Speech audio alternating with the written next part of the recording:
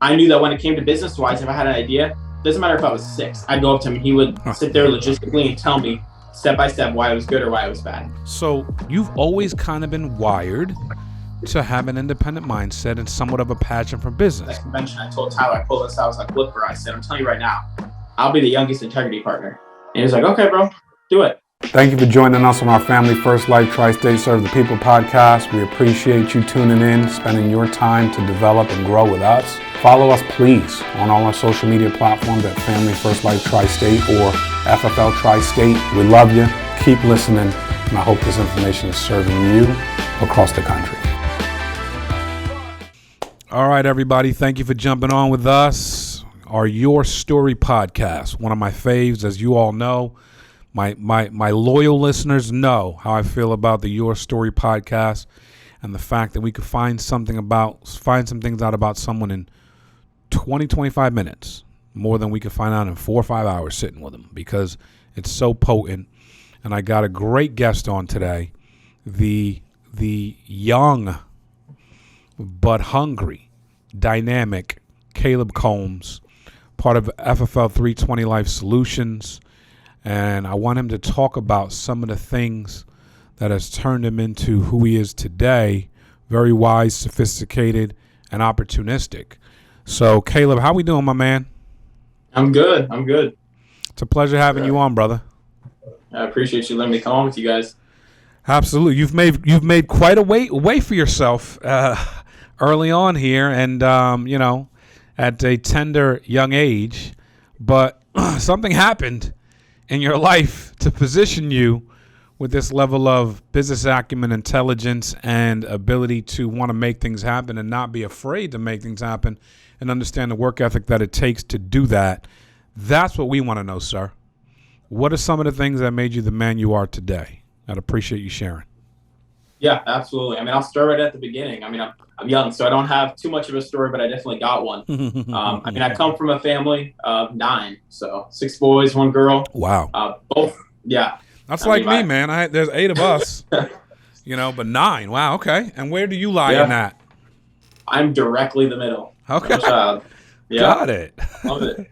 Let's go. Yes. Yeah, so come from, 6 siblings, so there's 7 of us all together. My parents, they decided at a very young age to homeschool us, so we're all homeschooled. Wow. I did a lot of extra activities outside of that, but both my parents work from home. So I will tell you right off the bat, they were the ones who impacted me the most. Both of them are entrepreneurs. They both have their own companies, things that they're doing. Ultimately, I can't really pick one over the other because they both did a ton of work. They both were always working, but they always had enough time for us. Hey, good idea. Do not pick one over the other. No, absolutely. Nice. And honestly, one of the big things that I remember saying at the conference a couple weeks ago is that my parents were able to always give us time, give us attention. We went on vacation when they wanted to. They controlled everything. So I grew up with that kind of lifestyle, right? If I needed something from my dad, I could just go knock on the door and, unless he was recording or doing something, he'd always answer. Same with my mom. She'd work downstairs. So always surrounded by family, right? And that was obviously one of the most important things. So we're all very close. We're all now spread across the United States. I think there's only 1 kid at home and 1 about to go to college. So we all have kind of, grown up a little bit. But I tell you, one of the biggest people that have impacted my life I'd say my parents. They put us in all these different activities, gave us a lot of opportunities growing up that ultimately shaped myself and my siblings into, the men and the lady that we are. Right. And I'll say one of the things that they include us in was speech and debate. So I can't remember. I think it was 6 or 7. I started doing that. It was all with homeschool kids, though. So every single month we would be memorizing books. We'd be doing these plays. We'd be debating about real world issues, and we'd get to regionals, to nationals, etc. So we were traveling every single month doing these competitions. I love it. And I'll tell you right now, homeschool students, you always hear people making jokes about them, but I'm not saying myself, but I have met some of the smartest people there, homeschooled 15-year-olds, 16-year-olds. And I'll tell you right off the bat, I ultimately believe it's because the parents are there to ultimately help them one-on-one hours throughout the day. And that's something that definitely my parents helped us with. But that's what really got me into speaking, into doing business and such. So from a young age, all the way up until I was 18, I was doing speech and debate across the United States. I want to, before we go any further, I want to touch on this home. Like, I think most people can relate at least to some resemblance of homeschool after the pandemic. My wife was a teacher, second grade teacher for 10 years. When the kids got sent home, she taught them, and then we pulled them out of curriculum for a year and did homeschooling, like real homes, like what you did. And like, not for nothing, but my son wants to do homeschool still. Like, he's like, I just want to go home. Can we do homeschool? I'm like, son, this was never part of the program. But I do, I love what you said, that the homeschool kids are some of the smartest kids you meet, because one thing my wife would always say is that, like, Manny's a fast learner. I can keep taking him. He doesn't have to stay on a course or curriculum. We can just keep going. So and that was like kind of fascinating. And maybe I'm asking you these questions for my own edification, but that just sounds like a huge part of your story.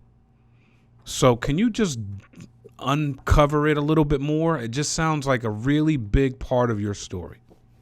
Yeah, no, absolutely. So, I mean, if we go a couple years back, I don't remember. I was probably 12 or 13. My grandmother, she was diagnosed with cancer. She had a lot of medical issues. And so I remember my mom was like, hey, I'm flying to Florida. And a couple days later, they said, it doesn't look good. So our parents, they said, okay, we're gonna drive you there. So my mom went there already. My dad drove the rest of us kids there in the car, like a two-day drive, because I'm originally from New Hampshire. Mm-hmm. And I remember we get there, and her health, it was just on a constant decline, and then it would get better, then get worse. And obviously, this is our grandmother, so we wanted to be with her if something happened. And I remember we stayed in our aunt's house at the time, and thankfully, with being homeschooled, you can literally do it anywhere. Right. So, I mean, we go back from doing it online, we do it in books. And I remember that was one of the biggest benefits for my family, was because we traveled so much, or little issues would happen here and there. On that trip, we were able to do homeschool. We were able to continue furthering our education while we had these obstacles coming up in our family life and personal life. And I'll tell you, one of the biggest problems with homeschool is you can create too much freedom for yourself. And with 7 kids, it's a little difficult, especially with everyone in different grade. I mean, the youngest at the time, I don't know, 4 or 5, and the oldest was late 20s. So all of us were in several different grades. But then myself, my other brother, who was a year younger than the other one, was like 3 or 4 years younger. For some reason, I remember, because we're homeschooled, my parents can give us that opportunity to work further ahead, like you said. And suddenly you got this, 8-year-old, 9-year-old who's in the same grade as myself, not making me that happy. And, but it helps. So definitely during that time, we ended up planning on going there for a week or two. We ended up staying 6 months. Wow. Florida, yep. And it just really showed me that being an entrepreneur like my parents, putting your kids in a homeschool environment where they can do it from anywhere, really can change your life. I mean, all the opportunities with church, with school, with everything, all because they put us in that position from a young age. Very, very interesting. Wow. Very fascinating. Are you sold out to, obviously you don't have kids yet, but when you have kids, that you're homeschooling them? I'm going to homeschool them. Well, the wife's going to homeschool them. I'm going to be there so I can help. But I'm saying, like, obviously, I think homeschool is a much better environment, especially, with the way the world is right now. It's safer, and like I said, a lot of the kids I've met are a lot smarter when they were homeschooled. What they're being taught because you're the teacher. Right. That's pretty good. And ultimately, we thought. I'm getting sold here, Peter. We've always Peter's looking at my face like, yeah. No, I don't even have kids yet. And I know. Are you married? And I've been like, I'm married, yep. You are, yeah. You guys get married young. Jesus, all at 320. All right, so, and she agrees, obviously, with this point. Yeah, so, we've talked about putting them in school for, like, the first year or two. Get the basics down, and then, because that's going to be the most difficult. I truly believe the last years and the first years are the most difficult. So get those basics down and take them out, and then, Christian school, who knows? But I think we're going to homeschool. Pretty positive. I love it. So you've always kind of been wired to have an independent mindset and somewhat of a passion for business, yes? Yes. How did that unfold? How did those conversations with your parents unfold? Did you ask a lot of questions? Was it something that they just instilled in you? Did they sit you down a lot and say, hey, blah, blah, blah? Or were you much more of a seeker of the information? Definitely seeker. I watched my parents a lot, especially my dad. He was always he'd come to us at dinner. Hey, I just had this idea for this, or I'm going to try this up. And I've always been like a one-on-one business mindset with him. So I would go in his room and we'd sit there and just talk for hours about the craziest things, right? Shark Tank ideas, this and that, And I remember all the time. And growing up, we'd go to these different conferences with him. He was a writer at the time. And I remember he won Writer of the Year, and that was a big thing. I went there, staying up on the stage with him, our whole family. And I was like, I want this. I want to do something that ultimately it's helping other people. It's impacting other people. And he was really there and helpful to show us. And I knew that when it came to business wise, if I had an idea, doesn't matter if I was 6, I'd go up to him and he would sit there logistically and tell me step by step why it was good or why it was bad. And, That's great. So it's definitely helpful. Yeah, I can imagine that having an amazing impact. So you're still, at this point, you're not even out of high school yet, right? What happens in high school that makes you say, I'm going to drive this thing over the cliff and I want to do something independent? What takes place for you? Oh, I mean, my entire life I've known I'm going to be independent. I worked at, Chick-fil-A and all these different places here and there. I loved it for the time being, but I wanted to be independent for sure. And, it was just seeing the lifestyle my parents created. I wanted the same exact thing for myself. So going into high school, obviously it's a little, I had a company for a while when I was younger. It was a magazine. And I remember I was reaching out to schools. I was going and holding these booths at these conferences with thousands of people. And I had readers for the magazine from everywhere. I had several writers for it. And I remember there came a point where I was just so self-consumed, right? And it was not really about helping all these people around me. I mean, when I say readers, we had readers in every single state, several different countries. And it just became more of, wow, look at me kind of thing. And I kind of got tired of it. I was like, this is kind of annoying. I'm annoying myself. And I just ended it. I remember I just stopped it. I sent out a little email to all the readers, thousands. I was like, we're done. Wow. And I was like 15 or 16 at the time. Not saying it was a smart decision, but at that point I started working at jobs, W-2 jobs. And then coming out of high school into college, I worked a W-2 job for a little while. And then I was like, I really don't want to be working for other people. With a college schedule, and if I'm not in control of it, it really impacts you. Especially I went to a Christian college, so, more strict than a normal college. Have to be back by a certain time, be up by a certain time. So it was a lot more difficult at certain points. Sure. So, and that definitely plays into how I found FFL, being independent throughout college as well. That's amazing, bro. So you were are you in school now? I'm going to be finishing up online. Got it. So taking that little break right now. Yeah, it makes sense. Well, let's jump into it. How'd you find FFL? Okay.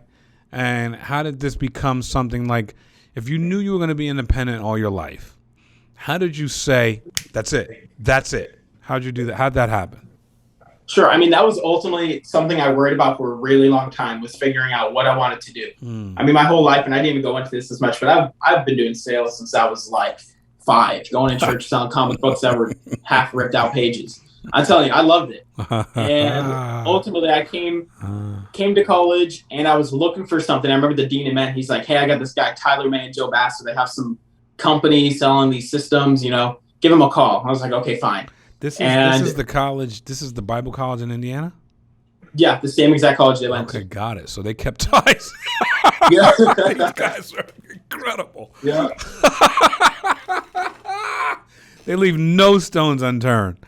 Not at all. Got it. And so keep going. Yeah, so I remember I see this piece of paper and he's like, hey, they're former graduates, give them a call. So I call him up and there's this guy, Tyler, super hyper man. And he's just talking. And I remember he's like, you want to do it? I was like, yeah. It's like, I just need a job that's not working under somebody else. Obviously they're my upline. They're in charge of me, my mentors, but I was independent. So I was in control of everything. Right. And I remember I got a couple guys there. I was like, hey, I got this job. I haven't even started yet at this point. I was like, it sounds amazing, and I will say yes to anything, any opportunity. And I remember I was like, just do it. Just quit your job. Just try it. They quit their jobs. They came on with me. And I worked for Joe and Tyler for a couple of months. And in the freezing cold in Chicago and Indiana, going door to door. And I built a pretty close relationship with Tyler at that point. Joe, a little bit, not as much because he was more, all the back end stuff. Tyler was one-on-one helping us. And none of the other guys stuck around. It was just me in the end. And I remember I'm in my car one day and Tyler's like, bro, you sitting down? I was like, yeah, I was just in my car. Right. And he goes, I have this opportunity that Joe told me about, and I did not believe him. He's like, but I'm sending you something. Check real quick. And he sends me over a bunch of these bank statements and all this stuff. And he's like, you need to join the team. And I haven't even said anything at this point. Like, I was 19. I'm this 19-year-old guy. And I was like, okay. And he's just telling me, going off about FFL. And he's like, you want to do it? I was like, yeah. I'm not going to lie. I was a little tired of the job at that point. Right. And he's like, but you got to get your license. I was like, okay, fine. I'm in college. I was on the dean's list. I was doing well. Mm-hmm. Now, he sends me all this stuff. And I think at this point, I'm about to head home for the summer. And I sign up with my email. I get the course, and I'm doing it. I plowed through it. And I finally I think it was like a month or two that I got through. I did the bare minimum. I'm telling you right now. I did the absolute bare minimum. If it said pass with a 70, I did a 70, and I was done. Mm-hmm. And I get to that exam, and I was like, hey, I'm going to go take it. I got to take it, and I failed by 1%. Wow. And I'm telling you, I don't know if it's a memory thing, if it was just I did it on purpose, but if it's not important to me, I will forget it like that. Right. And it was not important to me. The job, everything sounded good about it, but the course wasn't. I remember I text Tyler, like, bro, I just failed. He's like, man, you're so close. He's like, do it again. I was like, okay. And the whole time they're telling me, Joe and Tyler are saying, hey, just do that exam time after time, 5-6 times, get an 80 or 90, and then you'll pass. I was like, okay. And I heard them. Right. And I remember I got to take it. And I failed with like a 50%. What? And long story short, 6 months later, I'm at 5 times failing. Wow. And Tyler's texting me, bro, I got a team, just come on in, just quickly get this exam. And I was like, bro, I'm trying, I'm doing it. I mean, I was doing it. I was going and taking the exam, but I wasn't like getting that 80% or doing it 3 or 4 times. I do it once, take me 3 or 4 hours because I didn't want to actually sit down and do it. And it was just ultimately I didn't put my mind to it because when I do, I'll do it. Wow. And I remember I'm looking online through Instagram. I'm married at this point, right? So I'm becoming a little desperate for something that's different from my job I have at the time. Mm-hmm. And it's like December. I got married a week before Christmas. I get back from the honeymoon and I'm sitting in the bed. And I was like, Stephanie, I need to just think and do this test. I'm so stupid. This is dumb. And I was like, I literally got through it. Why can't I just do this thinking test? And I'm sitting there. I was like, I'm going to do it. So I go to Starbucks and I did the exam like 7 or 8 times. Like every day for a week. And I remember I just finally started listening to what Tyler and Joe were actually saying to do. I didn't just hear, but I listened. And I ended up, at this point, actually, I had told Stephanie, I was like, look, I'm scrolling through Instagram. And the reason I said that was because I see this ad saying Kevin O'Leary is going to be at convention. And I love his show. And I was like, I'm going to see Kevin O'Leary. Got it. But not unless I pass this test. Like I will set boundaries for myself. If I don't meet this goal, I ain't doing it. Right. And I was like, but that's not it. I'm not talking to Tyler again until I pass it. Got it. I was like, and at this point, I felt bad. I didn't want him to seem like I was leading him on. So I was like, I'm just not going to text him. So he's texting me all these different things. I just wouldn't respond. I was like, not until I pass the test. And finally, I go and take the test in January, and I passed with a 95. I was like, I texted Tyler, I was like, hey, Dag, that's crazy. That's crazy. So you got to see Kevin O'Leary at convention. Yep. No, we were literally, I remember Tyler and I was like, if I'm here to see Kevin O'Leary, I'm going to the front. Where we sat there the entire time. We got front seats. That's awesome, amazing. Dude. That's really awesome. So you leave convention, and when did you start making your first sales? Yeah, I mean, I kind of had struggles at first, and I know I explained it a little bit, but I had just moved to Florida at this point because I got married, and my Florida license was not approved, but I had my New Hampshire. And so I had that predicament where I had to do virtual, right? And so I didn't get my contract numbers, I think, for 2 or 3 weeks. So towards the end of February, I did my first sale. I sold to a friend. That was the only friend. Since then, I just, only limited people, right? But Yeah, and that's a whole other thing to get into. But I was virtual at that point. So my first show was towards the end of February. Got it. So when did this click for you that you could kill it? At convention, I mean, I put my mind to something, it's going to happen. There's like, I'll tell every single person around me that it's going to happen because I will look stupid if it doesn't. And I want that to happen. I absolutely hate embarrassment and I hate failure. And there's going to be times where I fail. But I remember I was at convention. I told Tyler, I pulled this out. I was like, look, bro, I said, I'm telling you right now, I'll be the youngest integrity partner. And he was like, okay, bro, do it. And I was like, okay, I will. And I remember I leave convention and I was just pumped up, but I had no writing numbers. And then this whole problem with my Florida license, just still waiting on it, happens. I was like, Tyler, bro, I can't even start. And at this point, virtual wasn't that well known in the FFL, field. And he's like, bro, you're just gonna have to do virtual. So I remember taking a travel trip. I went up there, and the first home I went into, it was a stinking blizzard outside. And I sat there for like 3 hours. The guy was like, he's this dude. He's like, I'm not coming out. I worked on that. I was like, bro, I am sitting here until you open the door. And and I was there on a little vacation in the winter, trying to do a couple, protect a couple families here and there. And he finally opened the door, and I helped protect him and his wife. And that was the only that was the only one for that trip. And then at that point, I was like, you know what? I like these in-home things. But then I got home and I was like, but I can't be taking a travel trip to New Hampshire every week. And I still don't have my Florida license, by the way, still waiting. And I was like, Tyler, I just have to go virtual. And he's like, well, you're going to have to do double this and double that. And so I did it. And it ended up clicking at the part where I was like, look, I'm just going to do it. I'm going to have to sacrifice some things. I remember telling Stephanie, look, things are going to be a little different for now. I'm still going to be here every day. There's not going to be an issue with our personal life, but I'm going to have to invest do double the work. And that's when I ended up clicking, was when I put my mind to it and said, I'm going to do it. It happened. Nice. And you start helping, 40 families a month, and, what has that felt like for you, just going out there and serving people at that capacity?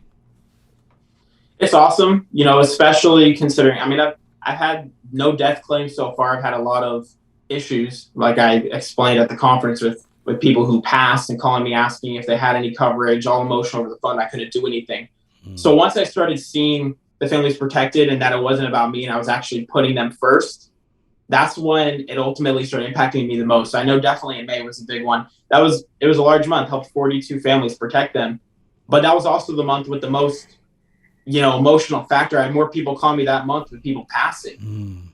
And I'd be on the phone with them and they're saying, hey, there's this, I didn't even tell this story at a convention, but I remember I was on the phone and this lady, and her husband, she's like, hey, I want protection, disabled vet. And I was like, hey, let's do it. I was able to help protect her, but her husband was like, no, 30-year-old man. He's like, I don't want to do it. I was trying to pressure him a little bit, but I was like, okay, that's fine. And over the phone, you got to be careful because they can just hang up. It's a lot easier to hang up rather than kicking you out of a home. And I remember I was like, okay, I didn't push him too far, and we ended up going, about our ways. The lady was protected. He wasn't. A week later, I get a call. I was like, hey, how you doing? And she's just like, not good. And then she just starts crying, saying her husband died of a heart attack the week before, like a couple days ago. And I was like, and she's asking me, is there anything you can do, any coverage? And there was nothing, absolutely zero. Nothing I could do because I didn't, stand firm. And I was not like, hey, look, you need to get this. And at that point, I was like, I will no longer just sit there and just be like, okay with things. And so I won't pressure them, but I'm going to literally play out their life and say, hey, in 5 years, if you pass this, and that's going to happen. And it's going to be your fault because you didn't protect your family. Because ultimately, I'm not doing this for me. They're not protecting themselves for themselves. They're doing it for their family. Right. And that is why May, I can ultimately say, was my, most successful month, helping that many families, because I decided to let them see that they got to put their family first, just like I'm putting them first. And ultimately, that's why you start to see the success. That's freaking fantastic. You are a stud, man. We've definitely got to get you on some podcasts doing some sales training, because there's a lot more coming out of you very soon here. But I appreciate you sharing your story. If there was a parting shot that you could give to an agent listening, what would it be? Yeah, absolutely. I'll make it real quick, but I remember at convention, you say it a lot, you reap what you sow. It's a passage in the Bible we hear all the time. One thing that really resonates with me, and I thought about this at convention as well, is we are the seeds. Our agents that come in, they are the seeds. And if you want a plant to grow, you got to water it, you got to give the sunshine, the nutrients, but I can't grow you, right? Joe can't grow me. I can't grow an agent. Mm-hmm. I can give you everything you need, the sunshine, the water, the nutrients, but if you don't actually apply it, you're not going to grow. Right. And I'll tell any new agent, we're going to be there to give you every single possible thing you need. But if you don't take that and apply it to your own personal life, as well as, your life here with FFL, you're not going to see that success and you're not going to grow. So use everything we give you, make sure you just talk to your mentors and uplines, because we're here ultimately for you. We're putting the families first, but we're also putting you first. And that's something I'm striving to do as well. That's awesome, man. Thank you, Caleb, for sharing. Thank you for chiming in and telling us your story. Dynamic, much more things to come out of you. But up until this point, doing amazing things, helping a lot of people, man. Thank you for sharing. Yeah, no problem. I appreciate it, man. Thank you. God bless you, man. Thank you for listening, everybody. Appreciate you.